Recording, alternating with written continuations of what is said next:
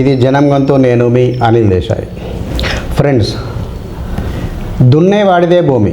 ఒకప్పుడు పేదలను, బడుగు బలహీన వర్గాలను, ఆదివాసీ గిరిజనులను, కోయద్దులను, ప్రతి ఒక్కరిని కూడా, సామాన్య ప్రజలైన ప్రతి ఒక్కరిని కూడా ఒక ఆవేశపూరితమైన ఉద్యమానికి దారితీసిన నినాదం.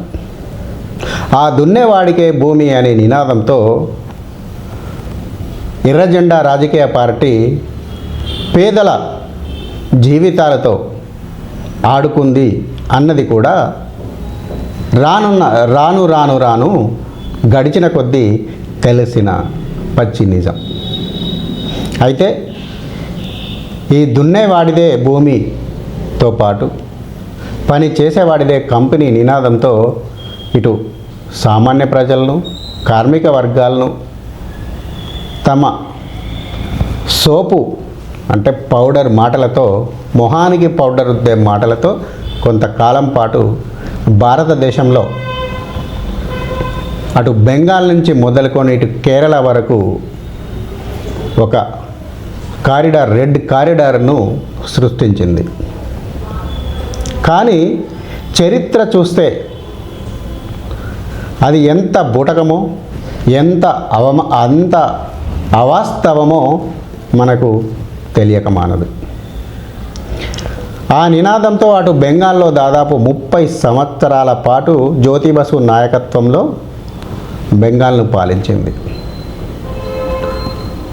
దున్నేవాడిదే భూమి నినాదాన్ని పక్కకు పెట్టండి, కనీసం ఈనాటికి కూడా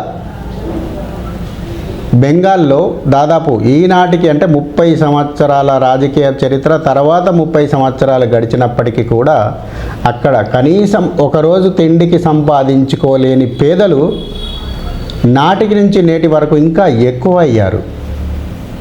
సరే, ఈ వార్తా సారాంశం మీకు అసలు ఎందుకు ఈ దున్నేవాడిదే భూమి నినాదం తెలియాలంటే ఈ వీడియో మీరు పూర్తిగా చూడండి. చూసిన తర్వాత మీ అభిప్రాయాన్ని కింద కామెంట్ల రూపంలో తప్పకుండా తెలియజేయండి.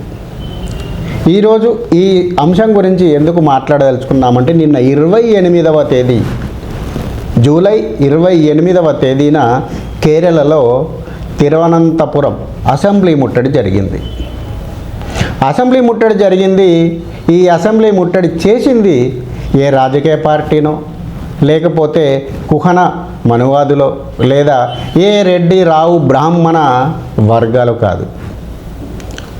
ఆదివాసీ గిరిజనులు, బడుగు బలహీన వర్గాలు, కనీసము ఒకరోజు తిండికి కూడా సంపాదించుకోలేనటువంటి పరిస్థితుల్లో మగ్గుతున్న బడుగు జీవులు, వీరందరూ కూడా నిన్న జూలై 28న తిరువనంతపురంలోని అసెంబ్లీ ముట్టడి చేశారు.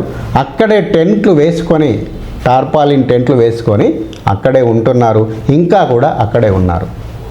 వారి కోసము ఆఖరకు ప్రస్తుత ముఖ్యమంత్రి వారి కోసం చర్చలు జరపడానికి కూడా దిగివచ్చారు. అయినా సమస్య పరిష్కారం కాలేదు. ఎందుకంటే ఇది ఈనాటి సమస్య కాదు, ఈ ఆదివాసీల సమస్య ఈనాటిది కాదు. దాదాపు 56 సంవత్సరాలుగా కేరళలో ఒక రావణ కాష్టంలా, ఆరని మంటలా కొనసాగుతున్న సంఘటన. ఒక ఆదివాసీ గిరిజనుల భూముల నుండి దాదాపు బ్రిటిష్ కాలం కంటే ముందు వందలాది సంవత్సరాలుగా ఆదివాసీలు సాగు చేసుకుంటున్న భూమిని అక్కడి ప్రభుత్వం ఫారెస్ట్ పేరుతో, అడవుల రక్షణ పేరుతో లాక్కొని మరి వారిని అన్యాయానికి గురి చేసిన సంఘటనలు. ఇది ఇప్పుడు జరిగింది కాదు. దాదాపు 1970 ప్రాంతంలో అచ్యుత మీనన్ ప్రభుత్వం, అప్పటి ఎల్డిఎఫ్ కమ్యూనిస్టు ప్రభుత్వం లాక్కున్న విషయం. దాదాపు 30,000 ఎకరాలు మలబార్ ప్రాంతంలోని వాయనాడ్ జిల్లాలో గల దాదాపు 30,000 ఎకరాల భూమిని ప్రభుత్వం లాక్కుంది.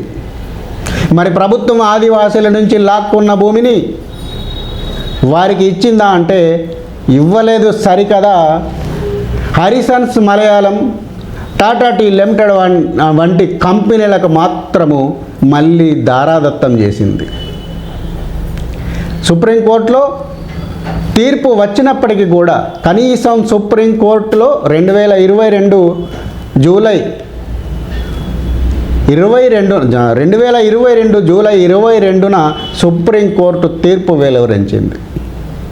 ఎవరైతే నిజంగా ప్రభుత్వాలు అడవుల రక్షణకు భూములు తీసుకోవడం సమంజసమైనదే అని అంటూ నిజంగా ఆదివాసీ గిరిజన లేదా అది ప్రైవేటు ఆస్తి అయితే వారిని మినహాయించాలి, అంటే ప్రైవేటు వారి భూమిని, వాళ్ళ సొంత భూములను, సాగు చేసుకుంటా భూములను ఏమాత్రము ప్రభుత్వం తీసుకోకూడదు, అది మినహాయించాలి అని తీర్పులో స్పష్టంగా పేర్కొన్నప్పటికీ కూడా కానీ ప్రభుత్వం దిగి రాలేదు, ఆ భూములను వారికి ఇవ్వలేదు. 1970 అంటే దాదాపు 56 సంవత్సరాల కాలంలో 28 సంవత్సరాలు ఇటు కమ్యూనిస్టు ప్రభుత్వం, 28 సంవత్సరాలు అటు కాంగ్రెస్ కూటమి ప్రభుత్వం అధికారం వెలగబెట్టాయి.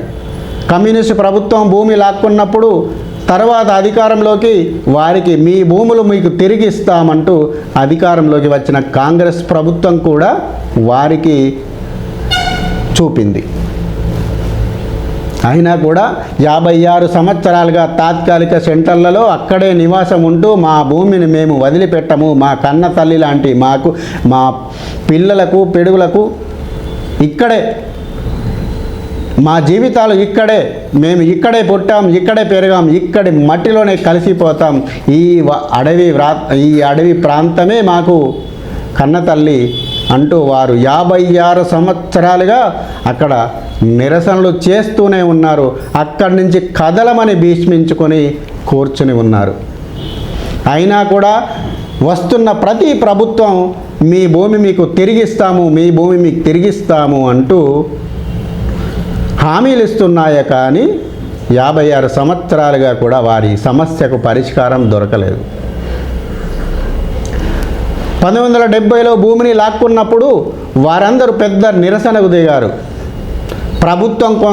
ప్రభుత్వం ఎటు పాలుపోక ఆ భూమిని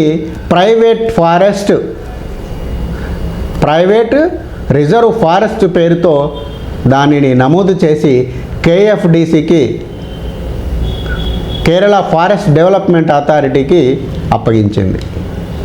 మరి ఇంత చేసి ఆదివాసీల భూములను లాక్కున్న అక్కడి ప్రభుత్వం, అక్కడి జమీందారులు, కొంతమంది కొన్ని సంస్థలు సుప్రీంకోర్టుకు వెళ్ళగా అటు జన్మిలకు ఎస్టేట్ల పేరుతో వాళ్ళు తమ భూమిని కాపాడుకోగలిగారు, ఇటు కంపెనీలు కూడా ఇది టీ ఎస్టేట్ల పేరుతో వారు ఆ భూమిని కాపాడుకోగలిగారు. కానీ సామాన్య ప్రజలకు అండగా ఉంటామంటున్న ఈ ఎర్ర జెండా వారికి మాత్రము మొండి చెయ్యి చూపి 56 సంవత్సరాలుగా వారిని వేధిస్తూనే ఉంది. దాదాపు 30,000 ఎకరాల ఆదివాసీ గిరిజన భూములను దాదాపు గుంజుకొని 56 సంవత్సరాలు గడుస్తున్న ఇప్పటికీ కూడా వారికి సమస్య పరిష్కారం దొరకలేదు. మా జీవితాలు మేము ఈ సమస్య సాధించే వరకు కూడా మేము వెనక్కి తగ్గేది లేదు అంటూ వారు కూడా వెనక్కి తగ్గడం లేదు.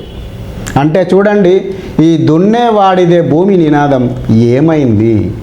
వారేమీ కొత్తగా మరి అక్కడ ఆ ప్రాంతంలో అప్పటికప్పుడు వెలిసిన రైతులు కాదు, అప్పటికప్పుడు వచ్చిన ఆదివాసీలు కాదు. వందలాది సంవత్సరాలుగా అడవి తల్లినే నమ్ముకొని జీవిస్తున్న అమాయక గిరిజన ప్రజలు. మరి వారి అరణ్య రోదన ఏమైంది? ఆదివాసీల భూములనే లాక్కున్న మరి ప్రభుత్వం ఆదివాసీలకు కాకుండా కంపెనీలకు, జమీందారులకు కట్టబెట్టడంలో వారి ఉద్దేశం ఏమిటి? అందుకే రాను రాను ఈ దున్నేవాడిదే భూమి నినాదము, పనిచేసేవాడిదే కంపెనీ నినాదము పేరుకే తప్ప దా నినాదాన్ని వాడుకొని తాము లబ్ధి పొందాలనే ఆలోచన ప్రజలకు కలిగి రాను రాను ఆ ఎర్ర జెండా యొక్క నీడ కనుమరుగైపోతూ ఉంది. ఏదైనా ప్రభుత్వం కానీ రాజకీయ పార్టీలు కానీ హామీలు ఇచ్చేటప్పుడు ఆ హామీ అమలవుతుందా లేదా, అది సరైనదేనా లేదా, అమలు చేయగల అవకాశాలు ఉన్నాయా లేవా అని ఆలోచించుకొని హామీలు ఇస్తే ప్రజల్లో చిరకాలం పాటు మనుగడ సాగించే అవకాశం ఉంటుంది. కానీ ఇలాంటి పనికిరాని హామీలు కేవలం దున్నేవాడిదే భూమి అన్నంత మాత్రాన, పని చేసేవాడిదే కంపెనీ అన్నంత మాత్రాన ఆ కంపెనీ పనిచేసేవాడిది కాదు, దున్నేవాడిదే భూమి అన్నంత మాత్రాన దున్నేవాడి భూమి, ప్రతి భూమి దున్నేవాడికి చెందదు. కానీ అమలు కాని హామీలను ఇచ్చి ప్రజలను మోసపూరితంగా వారి ఆలోచన స్రవంతిని మరల్చిన సంఘటనలో ఇది మనము ఒక ఉదాహరణగా ఎర్ర జెండా మాటున వారి కుహన ఆలోచన విధానం ఎలా ఉందో మనకి ఈ ఒక్క సంఘటన చాలు. జై హింద్, భారత్ మాతాకి జై.